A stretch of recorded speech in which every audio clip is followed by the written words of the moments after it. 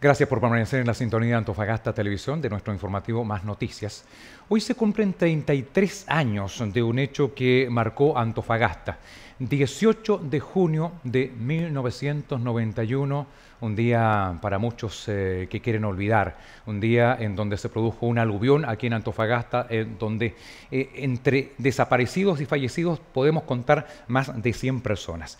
Es por eso que para hablar de ello nos acompaña ya en nuestros estudios en vía telemática el profesor Jorge van den Bosch, geógrafo, hidrólogo, que estuvo muy atento a esa fecha importantísima para Antofagasta, una fecha para olvidar hace 33 años atrás. ¿Cómo está, profesor? Bienvenido. Buenas tardes, Eduardo. Un gusto de colaborar nuevamente con la televisión y sobre todo con la gente, ¿no? Con la gente que, unidos a la televisión y a la universidad en este caso, Claro. eh, podemos mejorar la vulnerabilidad, podemos enseñar, bueno, podemos colaborar con la gente para su mejor seguridad en estos casos de lluvia, en estos casos Hemos perdido un ¿cierto? poco. Sí, De desastres tan 91. claro. Ya a esta altura, estamos a día 17 de junio, ya a esta altura estábamos con lluvia, había marejada, había neblina, una temperatura media complicada, a eso de la 1 de la mañana ya estábamos con un 0,5 milímetros y a eso de las 4 de la mañana 42 milímetros caían en Antofagasta y se produce este aluvión. Profesor, ¿qué cosas se dieron en esa fecha inolvidable? Bueno, en verdad lo que pasó fue que, como curiosamente ocurre y como tenemos algún cierto temor también que pase en el futuro, es que cuando hay un cambio de niño a niña, y es muy brusco ese cambio, no hay como intermedios, normalmente se producen desastres hidrológicos en la zona norte chilena. ¿En qué consisten esos desastres hidrológicos? En que pasan los frentes fríos muy activos y pasan hasta el norte chileno, no solo hasta la zona central, sino que incursionan mucho más al norte y en ese caso con una intensidad muy alta, lo que ocurrió en 1991. Ocurrió en 1940, bueno, en Ajá. 91, luego ocurrió el 87 y así sucesivamente han pasado algunos de ellos eh, muy intensos. Y a eso le tenemos cierto temor porque efectivamente han causado invariablemente algunos desastres. Estamos hoy precisamente en ese cambio, niño-niña. ¿Se puede dar entonces nuevamente en estos días? Y brusco, claro. Entonces ahí nosotros entramos en estado de preocupación porque sabemos de que ya están atacando la zona central los frentes Claro. y en cualquier momento podría pasar perfectamente uno hacia el norte. O sea, basta que nuestro anticiclón, que ya está debilitado, el que Sí. nos protege, el anticiclón Pacífico Sur, está muy debilitado y como está muy debilitado está dejando pasar centros hacia la zona central de Chile. Y todos lo estamos observando hoy día en televisión, ¿no? En lo que está ocurriendo en el sur, en la zona central sur, Claro. sur también. Pero si se corre un poquito más al norte, el protege, bueno, definitivamente puede pasar, incursionar un centro de un frente frío y bueno, obviamente que esas cosas a nosotros no nos convienen, ¿no? De ninguna manera. Claro. Han pasado 33 años, si bien es cierto, teníamos hoy vías aluvionales, tenemos quizás a lo mejor más cultura, pero hemos hecho un flaco favor para que esto... a ver, estamos hoy con asentamientos humanos en las vías aluvionales, estamos con muchos campamentos, es decir, estamos hoy muy sujetos a que podría suceder algo casi en la misma envergadura del año 1991, profesor. Bueno, el tema es el siguiente, tú has dado en el clavo. Eh, Han cambiado las cosas Claro. y de verdad han cambiado las cosas. Bastante notorio, digamos. Lo primero es que tenemos más gente viviendo en las zonas de quebrada. Antes del 91 teníamos menos gente en las zonas de quebrada. Curiosamente, ¿no? Ujú. Así es. Hoy día están intervenidas esas zonas de aluviones con piscinas de disipación de energía. Bastante buenas, ¿cierto? Pero también tenemos otro problema. Que esas fueron calculadas para frente frío, obviamente, pero ahora tenemos una nueva, yo diría, no amenaza, pero por lo menos una nueva, un nuevo tipo de precipitación que no conocíamos, que son el sistema de gota fría que ocurrió en 2015. El sistema de gota fría es muy diferente a un frente frío. El frente frío muy intenso ¿Ya? pasa durante 3 horas o 4 horas, no más que eso, deja la lluvia, mucha lluvia, lo cual es muy peligroso, Ujú. y genera aluviones. Eso pasó en el 40, el 87 y el 91, por supuesto. Pero ahora, en 2015, aparece un nuevo sistema, que es el sistema de gota fría, en que no llueve 3 horas seguidas, sino que llueve 2 días seguidos. Guau. Y eso, a eso no estábamos acostumbrados nosotros para nada, ¿cierto? Y es más, uno empieza a observar las piscinas de tal, una de ellas colapsó, Claro. y colapsó porque fue sobrepasada. Entonces, ¿qué quiere decir eso? Quiere decir que por alguna razón los sistemas de gota fría no estaban dentro de los cálculos. Entonces, siempre tenemos que tener respeto a la naturaleza, que siempre nos sorprende con algo nuevo, algo distinto, y para lo cual a veces no tenemos respuesta, o si las tenemos muy a media. Ujú. Profesor, ¿qué debiéramos hacer para evitar un desastre mayor? Bueno, yo creo que justamente hace un par de días acá, estuvo acá, unos 4 días atrás, perdón, Ujú. estuvo acá una especie de comisión del departamento de vinculación que tenemos en la universidad con gente de los campamentos. Ya. Y al final el trato era, la idea era formar monitores en mitigación de catástrofes, pero ahí mismo, in situ, vale decir, traer gente de allá a la universidad, prepararlos como monitores para que ellos enseñen al resto de sus colaboradores, de sus colegas, De su ¿cierto? comunidad, claro. Le enseñen directamente, porque esa es la única solución. Yo no veo otra solución que no sea la educación. Para mí la palanca más importante en estos problemas es la educación. Por una razón simple, porque durante las primeras horas complicadas, ¿cierto? No vamos a tener ayuda arriba de los altos, en la Correcto. parte alta. La única ayuda se puede recibir de parte de ellos mismos. Entonces, si los formamos, los preparamos, la cosa cambia. Ahí tenemos verdaderos comandos arriba, ¿cierto? Activos, muy activos, que ellos pueden no solo mitigar desastres, sino que conducir a la gente, ayudar a la gente. Y la gente va a tener también información, Claro. porque los monitores tienen que hacer clases en esos sectores, y esas clases obviamente les van a servir a ellos para entender bien el problema. Tal que si viene una lluvia determinada, ¿cierto? Ellos van a saber dónde evacuarse, dónde ir, dónde no estar, qué hay que hacer rápidamente. Todas las normas de conducta que favorecen extraordinariamente la seguridad frente a un desastre de este tipo, como son los aluviones, o como podrían ser también los deslizamientos, en el caso de la gente que está viviendo ahora ya no en las quebradas. Si bien es cierto, profesor, es una muy buena idea, pero ¿qué es lo que falta para que eso se concrete? Ahí, Tenemos, ¿sí? sí, le preguntaba, profesor, si bien es cierto, es una idea muy buena, ya, y la aplaudo, pero ¿qué falta para que eso se concrete, para que esta gente se pueda reunir con las universidades y pueda concretar esta enseñanza? Exacto, los monitores. Bueno, falta, no quiero decirlo en público, pero estamos buscando financiamiento, Ya, porque necesitamos elaborar planes, elaborar los planos de riesgo de aluviones. ya. Yo voy a decir algo bien concreto.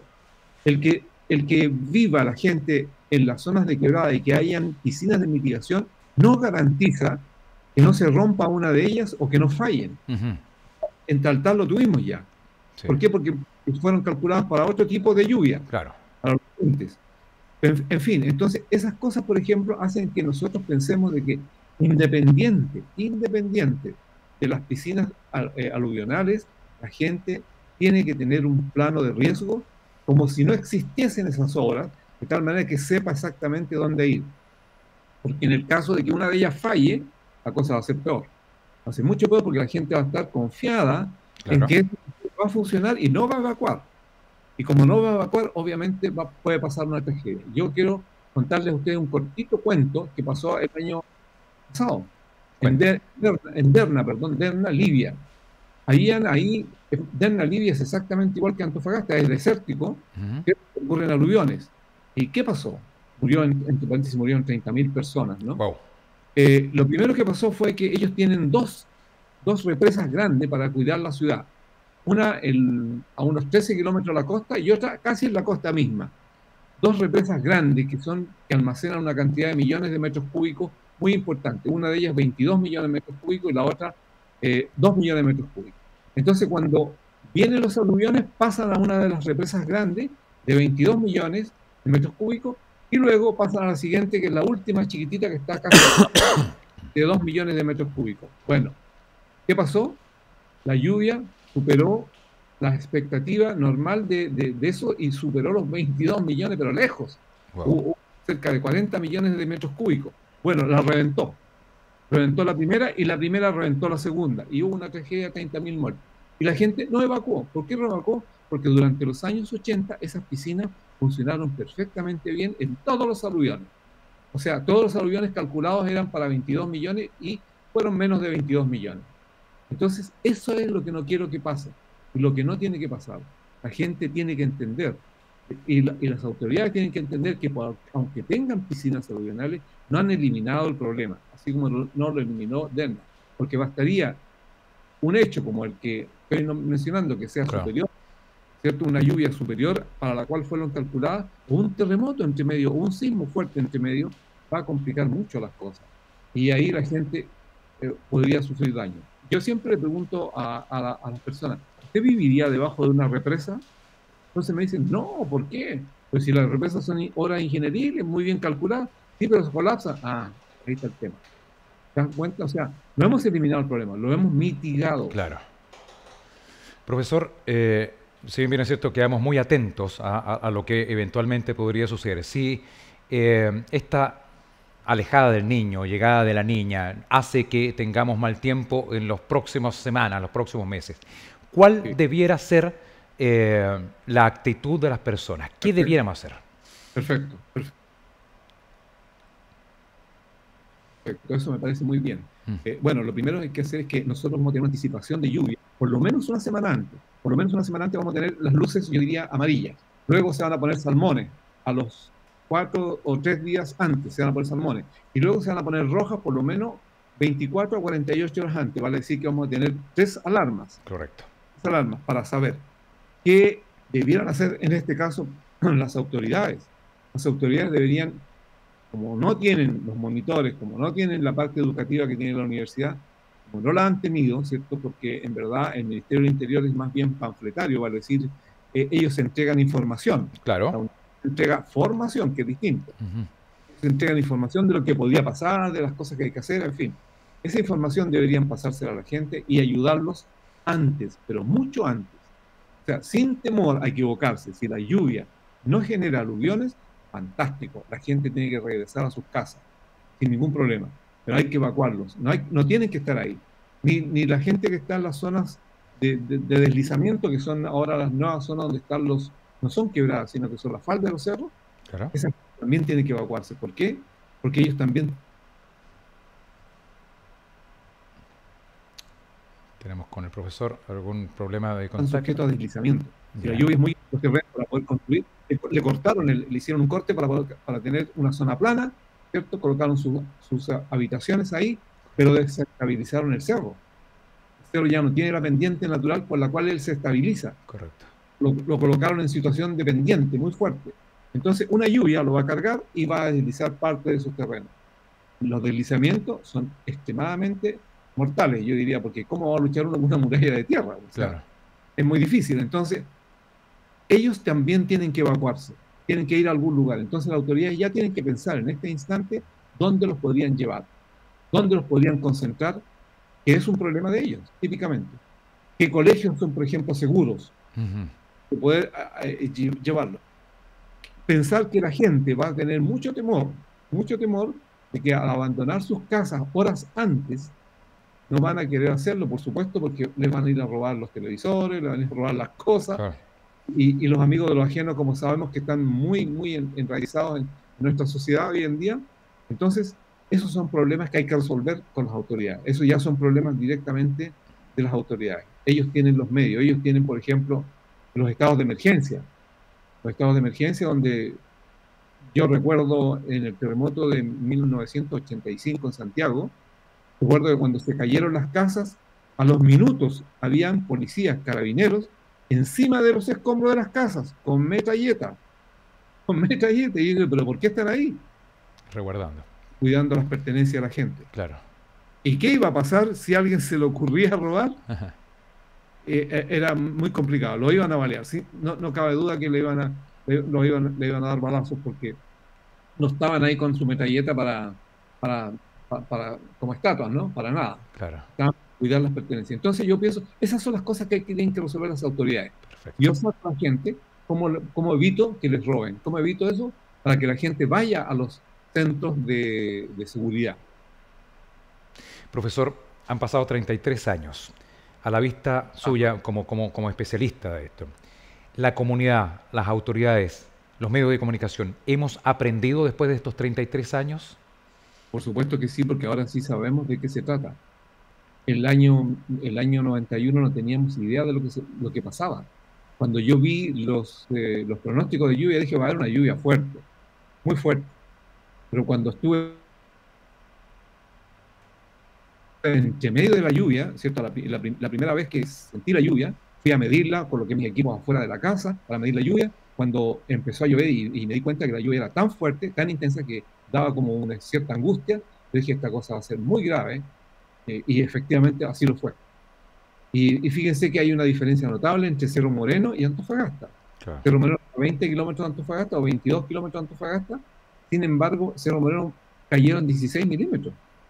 Y en Antofagasta cayeron 42. 42. Y nosotros medimos 46, donde estaba yo, y luego corrigimos la precipitación y no fueron ni siquiera 46, fueron 51.3. O sea, ese es lo oficial, 51.3 cayeron en Antofagasta. ¿Por qué? Porque corregimos la lluvia por viento, se corrige, ¿cierto? Porque llovía con viento. No sé si tú estabas en esa noche, pero llovía con viento. No llovía así verticalmente, llovía hacia el lado. Entonces golpeaba hacia todos lados, se movía el viento. Entonces eso hay que corregirlo y nos dio 51.3 milímetros. O sea, ni siquiera fueron 42. Wow, fue mucho más. Uno entiende perfectamente bien. Si Cerro Moreno tiene 16 milímetros, nosotros 51.3 en Antofagasta, ojo, los frentes pueden perfectamente pasar por Antofagasta y llover al otro lado. O sea, llover en